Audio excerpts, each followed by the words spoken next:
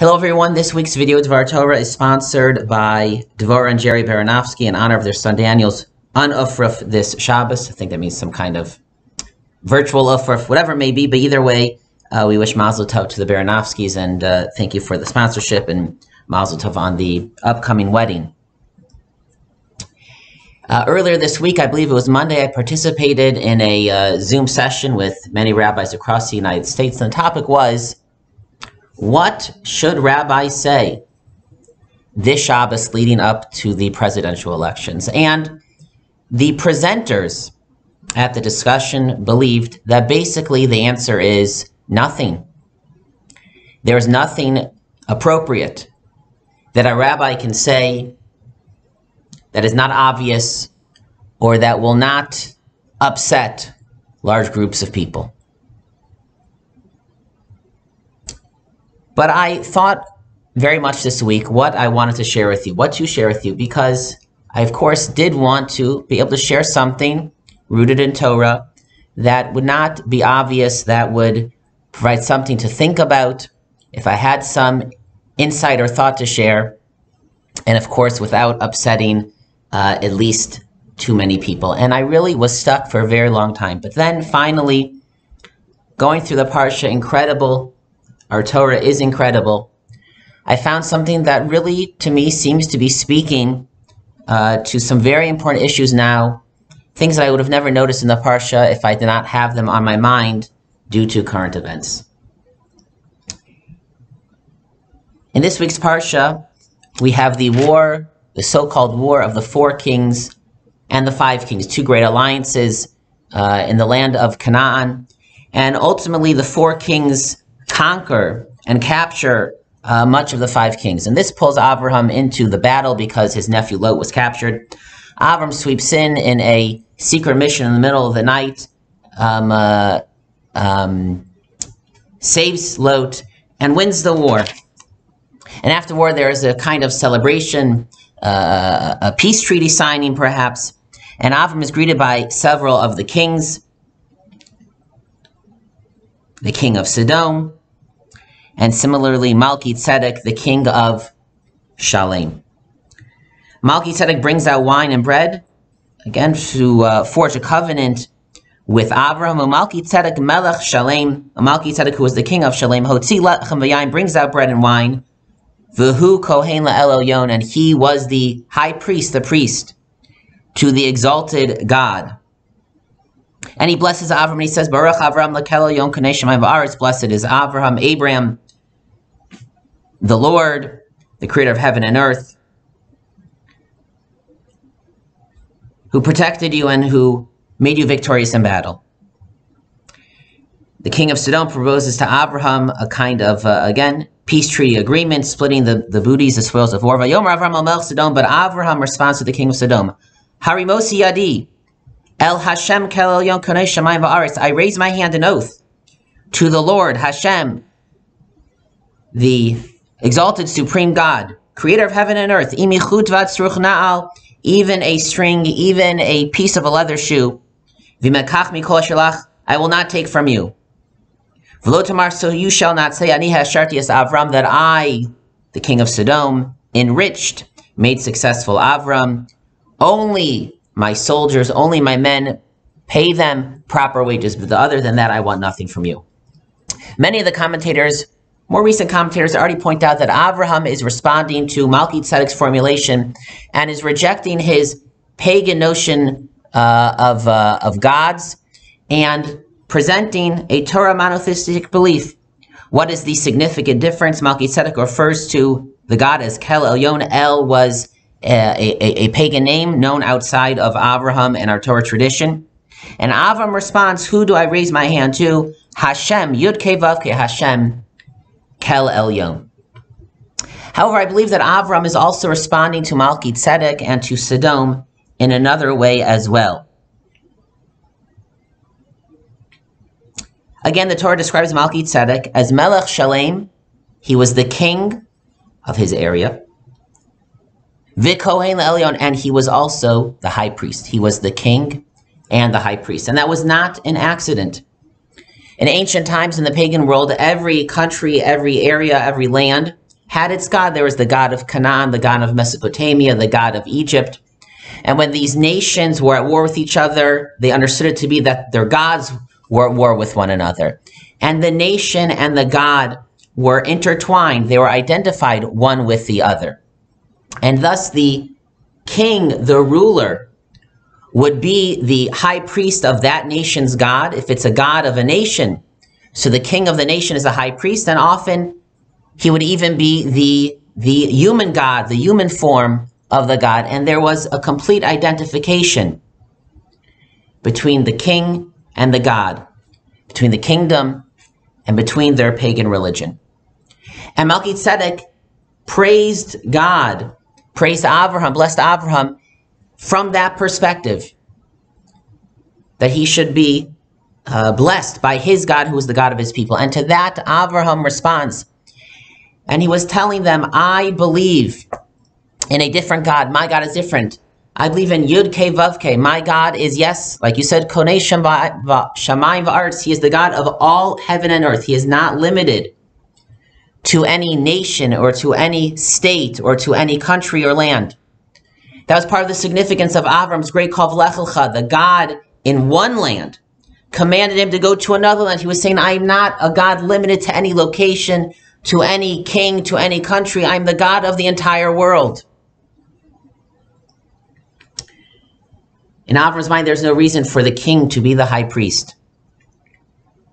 And that way, Avraham, I would contend in this parsha, the message of this parsha, of this section of Parshas Lecha, is to disconnect, is to divide religion from politics, from our moral order, from our political order. I serve God, I do not serve a king. I serve God, I serve no political power. The Torah describes that these kings came to meet Avram El Emek Shaveh Hu Emek HaMelech, to the flat valley, the valley of the king. We don't know the significance of those descriptions and of those names, but the Medrash says as follows. Shesham Hishvu Kol Umos Ha'olam, because it was in that place that all the nations of the world agreed, became equal. V'katzitzo Razim V'asu Bima Gdola, they built this platform, and they placed Avram on the platform above them, and they praised him. You won the war, you're the great warrior, the great victor. They said to him, Shimuni Adoni, listen to us, our master. Amru lo, they said to Avram, Melech Atalenu, be our king. Nasi Atalenu, be our leader. Eloha Atalenu, be our God. Amr Lahem, Avram said to them, Al Yechsar Ha'olam Malko, the world lacks no king.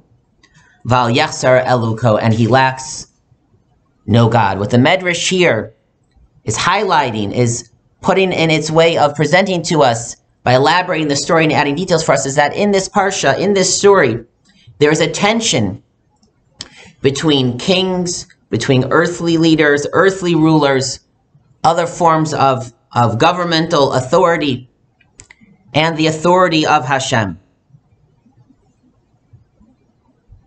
It is possible, it is very natural for a king, for a national leader to take the place of God. And again, in ancient pagan times, that's exactly what would happen. People need a moral order, a sense of right and wrong.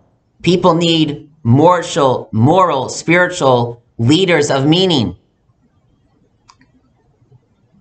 And so, a political order, a political leader, a sense of right and wrong rooted in politics and nationalism, in certain political beliefs and ideas, can replace religion or can fill the void where there is no religion. We see this today. With religion waning, with people not finding a moral order, a moral philosophy in religion, they find it in politics. It is in politics that people measure their righteousness. the moral qualities in politics that many on the right and the left find Messiah-like figures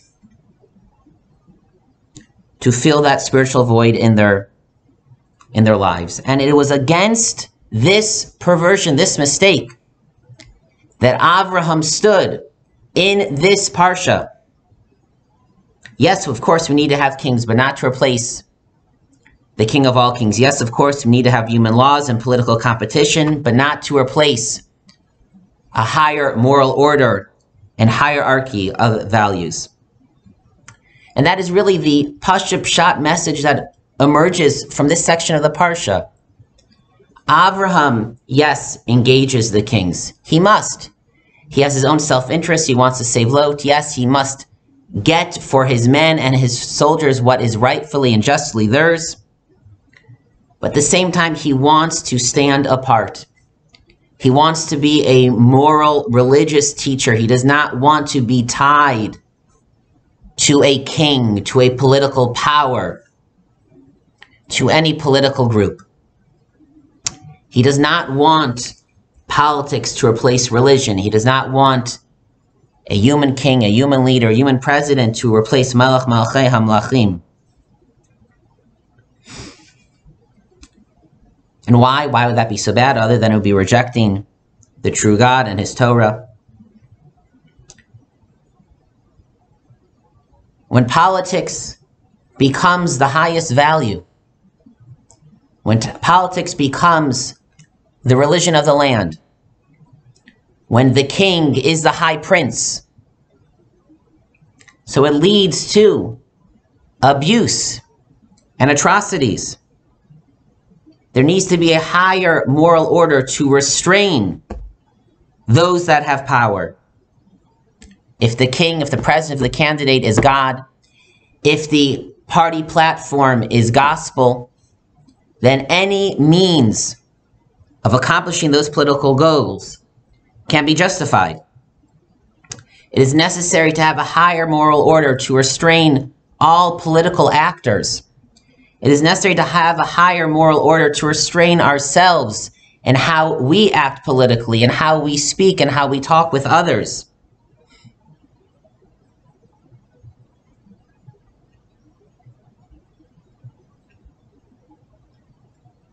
It should instill a sense of humility in our political certainties, and hopefully it can provide healing after warring of nations and great political competition. I'd like to read with you a couple brief passages from Rabbi Sacks's most recent book entitled Morality.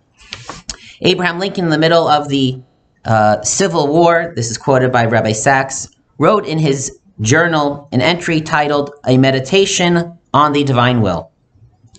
And he wrote, Abraham Lincoln, "The will of God prevails. In great contests, each party claims to act in accordance with the will of God. Both the North and South claim they're acting in the name of God. Both may be wrong, and one must be wrong, for God cannot be for and against the same thing at the same time. In the present civil war, it is quite possible that God's purpose is something different from the purpose of either party." Rabbi Sacks writes, "Convinced as he was that ending slavery was the right and morally necessary thing to do, nonetheless Lincoln in this note to himself refused to blame the other side for the war. None of us, he intimates, can fully understand the divine will or the purposes of history. Even if we are sure that our opponents are wrong, they may be serving some necessary role in the moral drama. Far from this leading him to indecisiveness, it moved him to something quite different, humility and a refusal to demonize his opponents. Even something as great as the destiny of the United States, even on an issue as critical, as important on every level as slavery. Abraham Lincoln did not turn that into his God, into his be-all, end-all moral order. There was a higher calling called the divine will, which provided him with a humble perspective." Later, Rabbi Sacks quotes from, I believe this is Lincoln's second inaugural, in which he asked the entire nation, the North and South that were still at war, to fervently implore the interposition of the Almighty hand to heal the wounds of the nation and to restore it as soon as may be consistent with the divine purposes, to the full enjoyment of peace, harmony, tranquility, and union. What can bring true peace between warring nations? What can bring true peace between competing political parties? There must be some shared moral code, which is more foundational than upon the issues that they argue, that they compete, that they even fight in battle. For Lincoln, that was the belief in God and the basic moral principles of the Bible. Everyone could agree to that, even if they applied it in such opposite ways. And that would be the bedrock to restore peace and tranquility to the United States. Of course, we bring our morals, which are rooted in the Torah, to our political beliefs. And of course, we should be engaged. But let us remember that there are different spheres. There is the political sphere, and there is our religious, spiritual sphere. We worship Hashem and His Torah. We do not worship any country, nor political party, certainly no person. Righteousness and morality are spiritual terms, not political ones. As Avram meant to teach the kings, I worship a God that is independent of any country, king, power, political party. I don't know if the entire country, the United States, has such a shared moral foundation, but we do, certainly, our community, the Young Israel of Brookline. And so let us hope that this shared foundation can support us in vigorous debate, in engaging the politics of the United States, in voting this coming Tuesday, if you've not yet voted already. But let us also hope that these shared principles that we all believe in, even if we apply differently, that it should also be the foundation to restore full enjoyment of peace, harmony, tranquility, and union for the entire country, and specifically for our community of the Young Israel of Brookline. Good Shabbos and Shabbat Shalom.